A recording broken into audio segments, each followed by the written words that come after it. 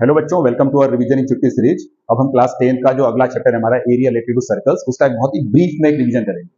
तो इस चैप्टर को जब हम शुरू करते हैं, सबसे पहले हमें जानना होगा कि अगर मैं एक सर्कल को ड्रॉ करता हूं तो सर्कल का ये क्या है बेटा, सेंटर। सेंटर से यहाँ जो मैंने लाइन ड्रॉ करी इसको हम बोलते हैं radius. This line is called as radius. तो मैंने ये दो रेडियस ज्वाइन कर दिए। अब यहाँ पे ये है point A, this is the point B, और ये सेंटर का है ओ। तो ये ए बी जो हमारा है इसे हम बोलते हैं आर्क। अब जैसे ये एक आर्क है, वैसे ही ऊपर से भी ये भी एक आर्क है। दोनों में जो छोटा वाला है इसे हम बोलते हैं माइनर आर्क, और जो बड़ा वाला आर्क है उसको हम बोलते हैं मेजर आर्क। Major arc. तो यहाँ पे मैंने क्या समझा कि आर्क क्या होता है और ये रेडियस क्या है।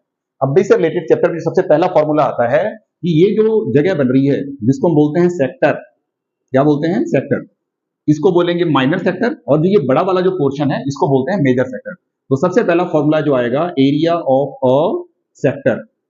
तो area of a sector is equal to theta upon 360 into pi r square. तो सबसे पहला फॉर्मूला जो आपको सेक्टर में आना चाहिए कि ये जो सेक्टर है हमारा माइनर वाला, अगर ये एंगल कितना है थीटा, तो इसकी एरिया होती है theta upon 360 into pi r square.